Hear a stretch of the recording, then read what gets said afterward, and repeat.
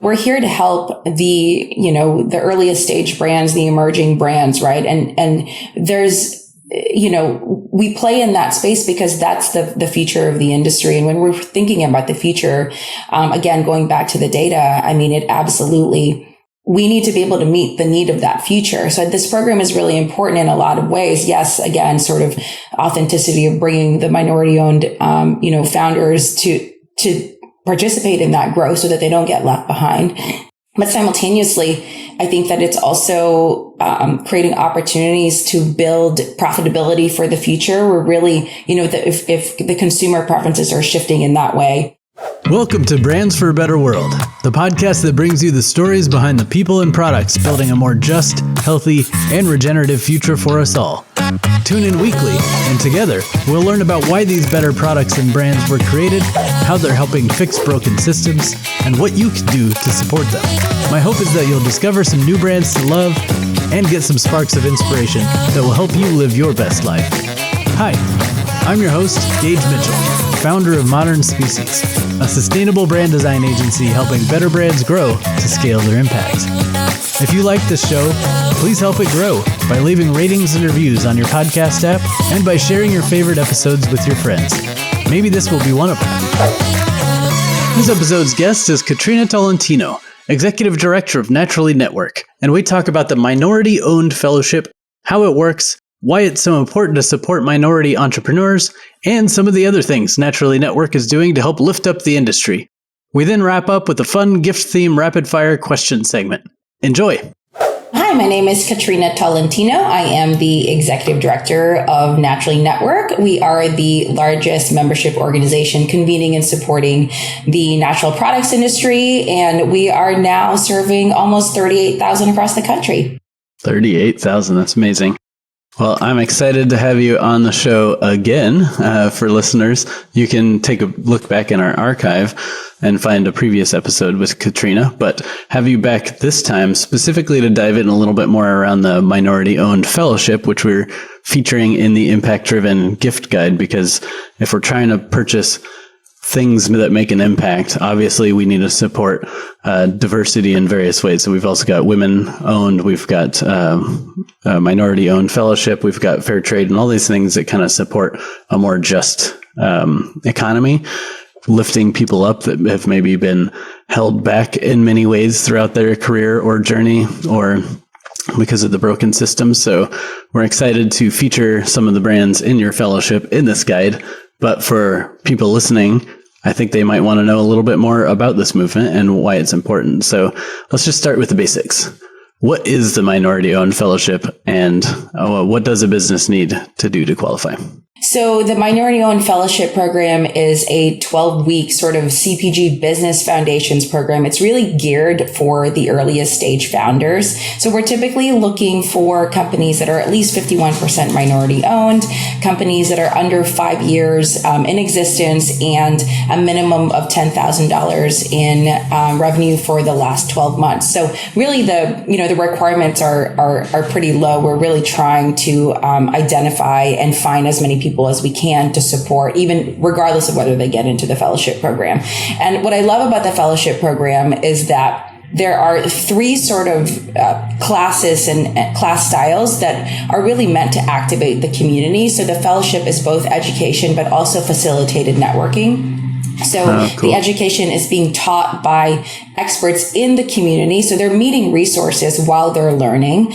And then one of the other ways that we're doing that is through fireside chat style hours with industry leaders. So typically it's people that, if you're newer to the industry, you may not think you have access to them, right? So we're bringing them in to talk to the fellows, and they are telling their story. They're sort of creating and sharing insights from their journey that fellows at this stage can really take advantage of. And all of this culminates at Expo West. So what we're really excited about is we're providing access to the industry virtually, but at the same time, we're culminating at this major trade show where we're bringing all the fellows with us, and there's a tabletop showcase that happens. And then we're also inviting the industry to come and support them, learn more about them, and help them succeed. I love that. And I think at this last Expo West, there was both kind of a series of talks around this, but then also kind of an aisle dedicated to like collecting a bunch of these minority owned brands all in one space that you could kind of visit them as a group. Is that going to be the same thing this upcoming year?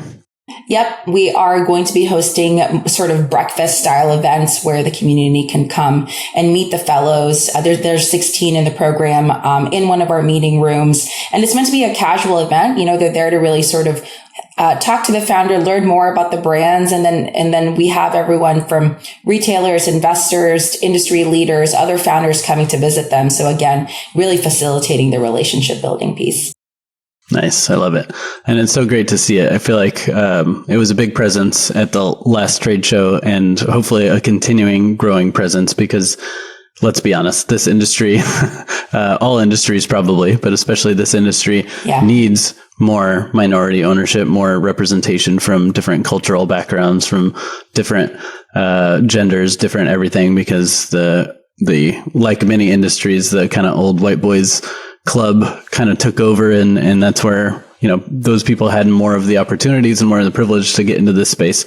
And we're trying to correct, you know, we're trying to get back to kind of, you know, some level of equity in this industry. And I think programs like this are really doing a lot to help kind of move the needle in that direction. Yeah. And, you know, I think this is really personal for me. I mean, entrepreneurship changed my family's life. So I know how transformative that can be for future generations. And, you know, the fellows that are in the program, I mean, really, this is the future of the industry, right? There's Nielsen IQ data that talks about, and by 2060, every other person in the country is going to be a person of color. And so I know that 2060 sounds far, but the consumer preferences are already shifting. So this program is really important. You know, yes, for diversity on the shelf and, you know, sort of leveling the playing field. But at the same time, it's actually also an incredible market opportunity because of the consumer, you know, preferences shifting. The fellows that are in the program, they see that firsthand. They are those consumers themselves. So they're creating products and solving problems and bringing that to the market. And so really, we're building the industry of the future through this program. And, you know, in just the last 2 years, we've served over 100 founders. So we're really excited about that. We're seeing a lot of momentum. And the fellows that are in this cohort are just an incredible group of people. I'm just so impressed by the passion and the product. And, you know, I think that, even for me, the first time that I saw a Filipino product on the shelf that was better for you, that wasn't filled with chemicals, that was super exciting. Yeah. And my dad, you know, he was also excited to see that because even the older generation is starting to think about their health, which has been a long time coming.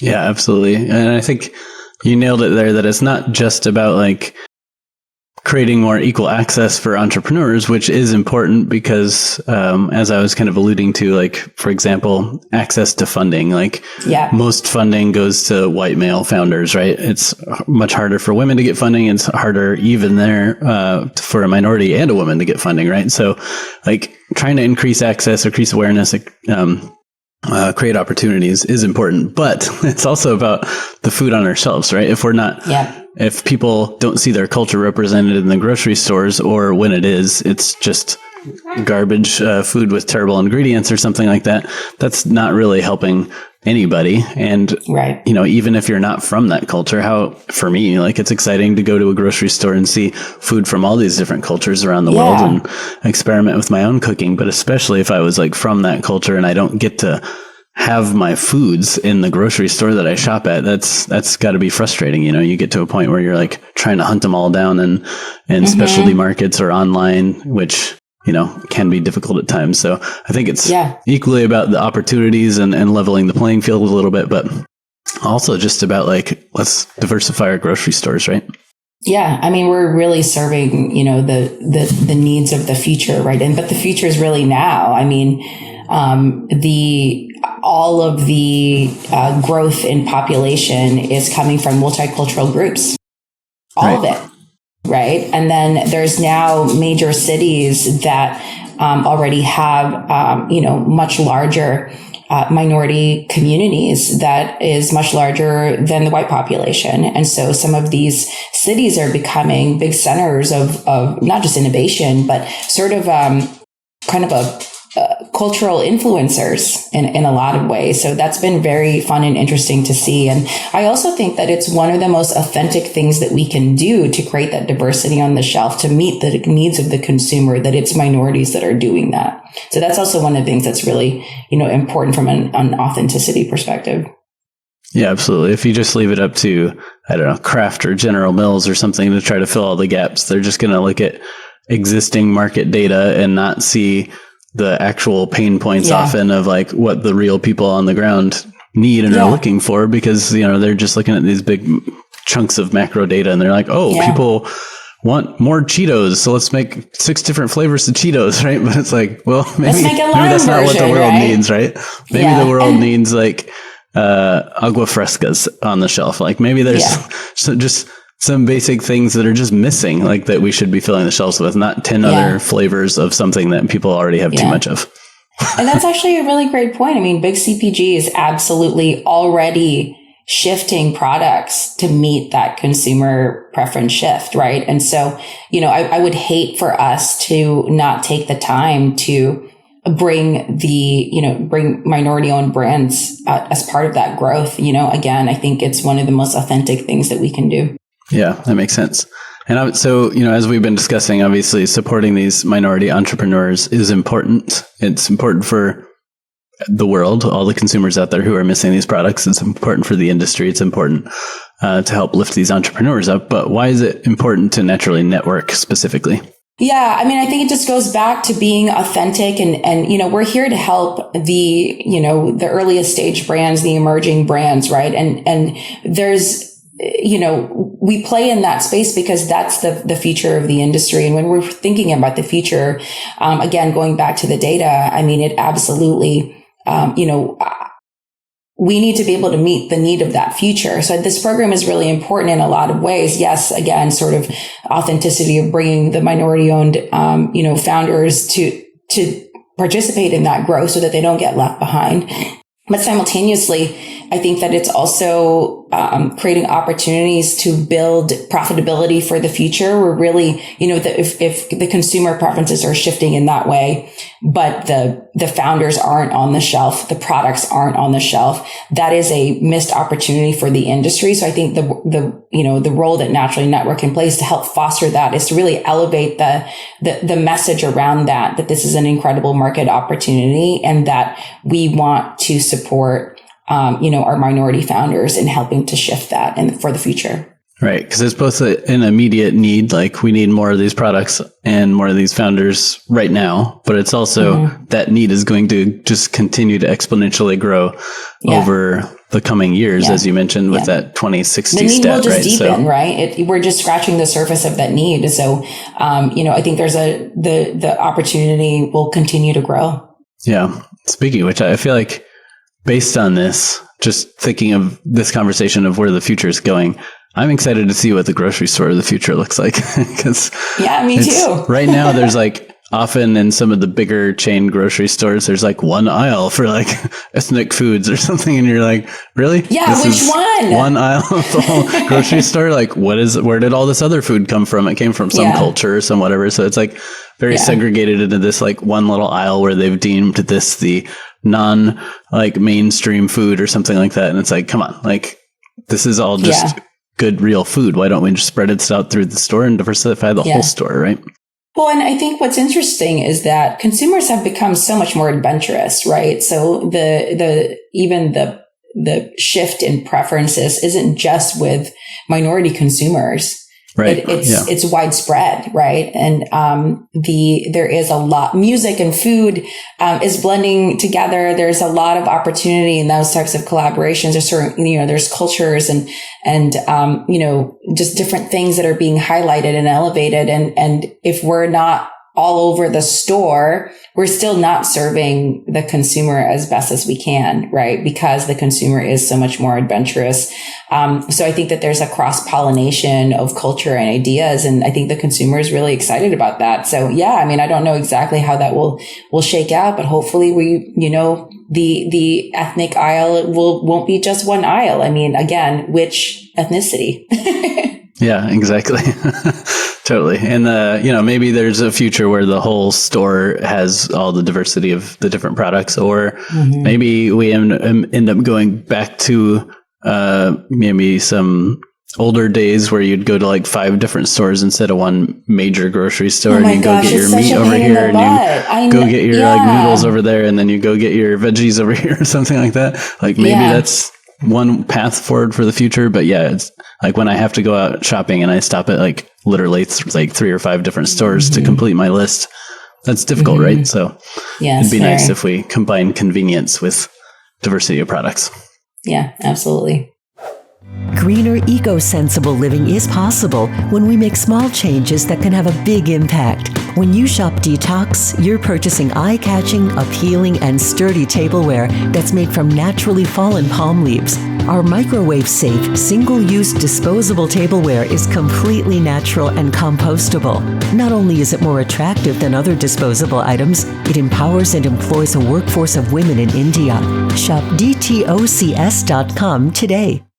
As I mentioned at the top of the episode, we featured a handful of the minority-owned fellow brands in the guide, which is exciting. So people will be able to find some examples there. But where can listeners go to learn more about the fellowship, find all the brands that have gone through the fellowship, and kind of dig deeper and support those brands?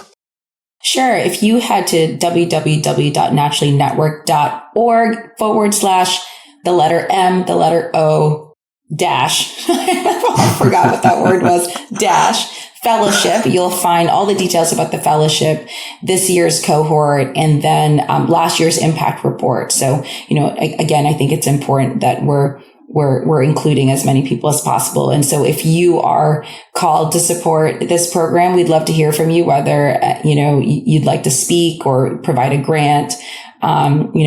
I think that it's important that we are including the community and the industry as part of the curriculum. Love it. And we'll put that link in the show notes.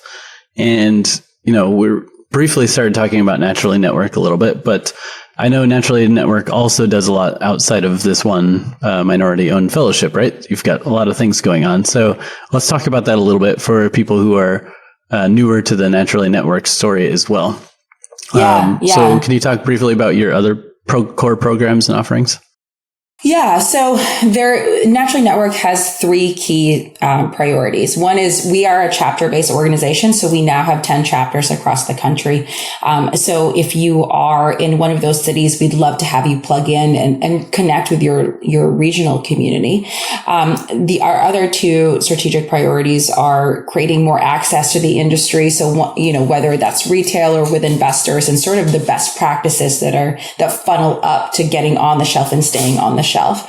And then the third thing is really developing future leaders. So moving more, really highlighting conscious business values and practices, and making sure that we are creating a sustainable and high impact industry. And we're able to do that when we're working with brands, especially at the earliest stages, to really help educate them on what that looks like. And then we have a ton of events. So even in 2022, last year, we hosted over 170 events across the country. This year, I think we'll be closer to 200. We've got about 15,000 people attending events nationally. So these events are educational, they're networking. We have topic themed style events like our Women in CPG Summit. We also have a ton of cohort style opportunities where we're creating that access to the industry. So for example, in the last couple of weeks, the Supply Side West show just happened. And so our members are able to apply for a scholarship to go to that show. And we're in partnership with Supply Side West, we're providing travel stipends and a badge to the show. And we're also connecting our, that cohort with resources on the ground, right? So again, not just networking, but really that facilitated relationship. So we're doing a lot of those types of activities. So I think if you're new to the industry, this is a great place to start. Think of us as the front door. We're here to welcome you and sort of help you navigate where you need to be. That's amazing. I know most of your events happen through these local chapters, like you were mentioning, but I think some of them happen virtually, right? Like the Women in CPG, I think was virtual, or at least it had an online component, right? So if somebody's not near a local chapter, I guess, how do they plug in there? Like, is the best path into Naturally Network just through their local group, or is there like a national membership if you're not in a city that has a chapter? Yeah, that's a great question. So there are a ton of virtual events as well. And I think that's actually, the virtual and in-person component and the chapter model is one of the things that makes this really special. So going back to the Women in CPG Summit, we're able to kind of have this national conversation online, but then you're able to activate in the regional communities. So absolutely, if you're local to those chapters, definitely plug in that way. And if you don't have a chapter near you, I encourage joining as a national member. You can do that individually or as a corporate member. And we also have a lot of other programming that, if one chapter is hosting a virtual event, you have access to that. So you don't necessarily have to be in Chicago to go to a virtual event in Chicago, right? And there's more chapters coming. We have an application process that we kick off at January of every year. So we'll have several cities actually joining us for the 2024 application process, and then we'll typically approve one or two in late Q3 or Q4. So this past year this year we just actually approved Naturally New England, which we're really excited about as our 10th chapter. They'll be Boston based at first, and then they'll be kind of moving through New England to create more centers of gravity. So lots more coming up. I know that there's a lot of energy in the Pacific Northwest, in Atlanta, in Florida, in Phoenix, and, tons of other places.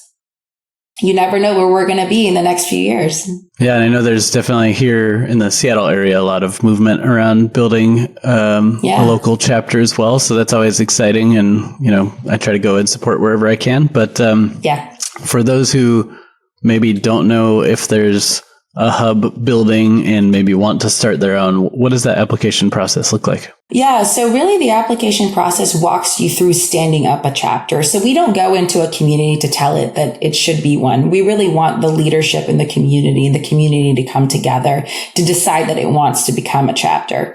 And so the chapter application process walks you through how to stand that up. Essentially, we are helping to create momentum for membership, for the fundraising that needs to happen to support that chapter locally. We're supporting the application process supports standing up a board, creating board leadership to really lead the chapter, as it's launching, right? And so it can take 1 year, it can take 2 years. And so it's really, the reward is that the chapter gets stood up at the end because you've already gone through the process. And you're also plugging into other leaders that have gone through that process. So there's a lot of support for people that are interested in starting a chapter. So I'm sure we'll have a chapter info session coming up here pretty soon, and happy to send over more info on that.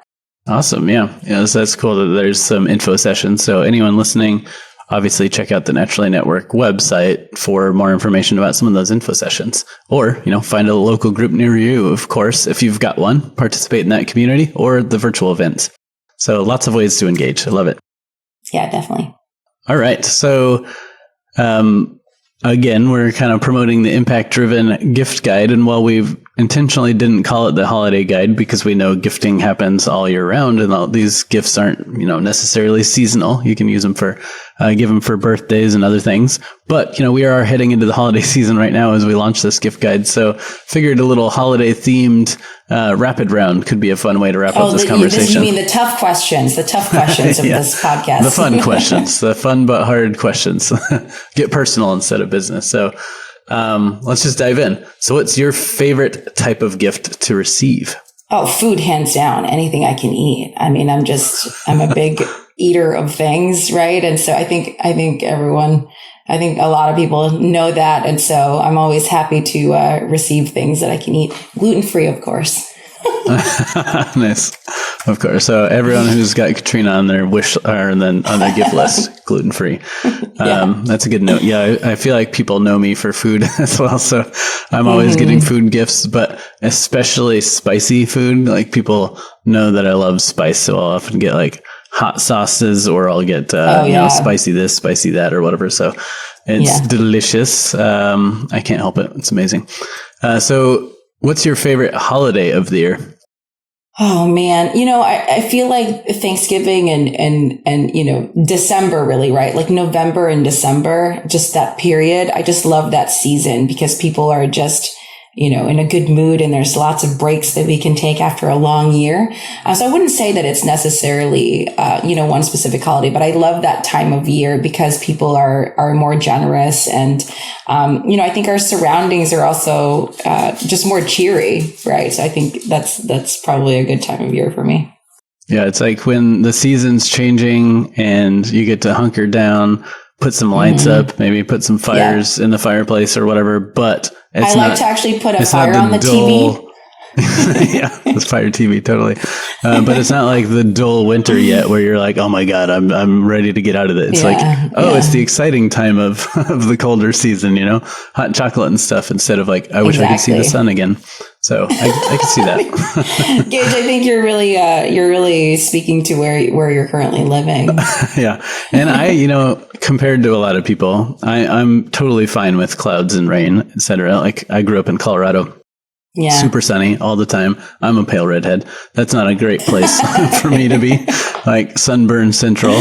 But here I can actually live like a real human being and go outside and not have to worry about the sun all the time. Yeah. But I know a lot of people suffer through the cloudy winters the SADs. Here. Yeah. Right. That's what they're called. The SADs. Yeah. Like I think it's very punny. Most doctors here tell people like, you have to be on vitamin D supplements like if you're going to live here, just to like get through some of that seasonal change. For me, I'm fine. I'm a redhead. I make plenty of vitamin D or, absorb what I need. But I think what I do miss is like, I don't love cold, so I like getting out of the super cold season. Yeah. All right. So where do you like to go to shop for gifts? I actually really like to go to the farmer's market, because there's just a wide variety of things. And I love to talk to the local vendors. And I think when I'm giving a gift, I really want to be able to impart that story as part of that, because then it's also an opportunity for that person that's receiving that gift to continue supporting that vendor. So I think the farmer's market for me is definitely one of my favorite places to shop. I mean, you can get charcuterie, cheese, candles, right? Like even socks, right? So I think it's a really one-stop shop sort of, you can find something for everyone on your list. That's cool. I don't know if I'd seen socks at the farmer's market yet, but there probably is. I'm sure at like Pike Place Market, there's a sock vendor I'm sure there's somewhere. Socks somewhere. Yeah. But here down in Olympia, since I moved down here, they've got a decent little farmer's market, but it's definitely nothing as big as Madison or Seattle. Mm-hmm. So I don't think I've seen socks yet, but I do find all sorts of other fun products there. If you're out there listening, we need socks. We need socks at Gage's more farmer's socks market. vendors at farmers markets. Let's do this. All right. So if you could give only one gift to everyone on your list, what would it be? This is the tough one. This was a tough question when I saw this in my email, because the answer is cheese. So it's actually not that it's tough. It's just that I feel like maybe it wasn't an inclusive answer, because what if you can't eat cheese, but I think, most people on my, now there's lots of vegan cheese. So I don't know. I think that it's a great answer. I'm sticking to it. Cheese is one of my favorite things in the world. And, that's definitely, I feel like everyone on my list would be quite thrilled if I gave them a block of cheese. Yeah. Especially some really good cheese. I think, the inclusive side, like as long as you're not dairy free and, have nut allergies, then you're probably good. Cause I think most of the non-dairy ones are nut based that I know of. Yeah. And I think when people come over to my home, you never leave empty handed. I've always have, I'm in CPG, right? Working with thousands and thousands of brands across the country. And sometimes they send stuff, and I love to share all of those things because I want people to discover, some of the amazing products that they haven't heard of yet. So that part's fun. So cheese and, and the generous samples that I'm sometimes sent. Yeah. I'm not going to lie. That's one of the reasons I chose to work in the food / CPG industry is because of the samples, going to the trade shows, getting to try all these amazing foods, but also just talking with awesome people and getting some sample boxes to try the products, for the podcast or whatever. It's a lot of fun. So I'm the same way. I've got if people come over, I'm like, oh, have you tried this honeycomb? Or, oh, you should try this chocolate. Or I've got these protein powders. You should give them a shot. Or have you had these mushroom supplements yet? I'm just always handing stuff out to people. I am on a mushroom kick right now too. I'm looking for a new mushroom coffee. And then also just this week, shout out to Good Donuts for sending me those amazing donuts, and Loli's for those probiotic salad dressing. I'll be making a salad for dinner. Nice. That's awesome. Yeah. There's privileges of working in this space. That's for sure. I work hard. So you heard it. Send Katrina and I all the samples, and we will make sure we try them and other people try them. See, it's a win-win. Yeah. I'm going to have people over for dinner. I'm going to be sharing my salad dressing. Perfect. All right. So since this is the impact-driven gift guide that we're talking about this season, what does impact-driven mean to you? That's an interesting question, right? I think that being impact-driven is you see a problem that you can solve. And sometimes, it could be a very specific, narrow problem. But I think what's amazing is that brands can feel called, they can see that problem, right? They feel called to define solutions or participate in the solutions because it's very values driven. So I think that being impact driven is whatever the problem is that you can find to solve. I think it's something that anyone can participate in and take action on. So I think that it doesn't have to be that, a big company, that they're best suited to be impact driven, right? I think, individuals at any given point in time can be impact driven. So I love that question because I think that, if we think about all of those small actions, they can absolutely compound. So even at the earliest stages, when brands are thinking about some of the values that they want to see in their company, right, what they're really starting to think about how they live that, as they grow. I just love to see that because they're participating in solutions. And I think that participation is it's necessary for change, but it's also just really inspiring that someone can see a problem and want to make a positive difference there through their business. Absolutely. Yeah. I think business in general should by default be about solving problems, right? Because if you're not solving a problem, then what is the business at that point? You're just kind of this optional thing. It's going to be hard to sell it because you don't even know who you're selling to or why they want to buy it, et cetera. But you're creating community, really, right? Yeah. You're creating community because you're also your supporters, your customers, they want to help solve that problem with you. Right. Yeah. It motivates everyone to want to grow your business because if you're solving a real problem, then everybody wants you to succeed. So it's a good business tactic in general. But if you take that lens, you're also hopefully going to make people's lives a little bit better. Yeah. And then I like your note about the values too, because of course, beyond solving a problem, there's also how you operate the business and how you treat your employees or which people you're choosing to help with the problems you're solving and so on and so forth that all kind of tie back to the values typically of the founders, but then eventually get instilled into the company in general and hopefully shared throughout the company. So solve a problem and, live by your values. That's great. Yeah. And to be honest, I think, my point of view is that I don't think companies can really not be impact driven anymore. I mean, consumers demand that, right? They want to align their dollars and what they do with those dollars with companies that serve that value. Right. And so I also love that because that's a big shift. And, I definitely, that's, personally for me as a consumer, I mean, I'm spending way more money on my essentials because those things are important to me. And so I think that alignment between brands and consumers exists. And I love that there are so many brands in the Naturally community that are impact driven. And so that's very motivating for me in my role to really, support and serve them as hard and as much as I can. Yeah, absolutely. I love that this industry, the natural kind of product industry, went from being this weird niche kind of subculture to the companies that are driving real growth in the industry, right? Yeah. And it's because these companies are the ones currently paying better attention to the actual problems out there that need to be solved instead of, again, just innovating for the sake of innovation. Again, like I've picked on like Cheetos before, but it's just like there's all these examples of these companies that their core product doesn't really need to exist in the world. Like it's not making anything better. I don't know, maybe Gage. Listen, it's a little satisfying, but it's not like making you healthier. It's not like, treating farm workers better or anything. Sometimes I just love a cheesy puffy thing, Yeah. But there's some better brands, right? There's some better brands out there. There's definitely better brands, yeah.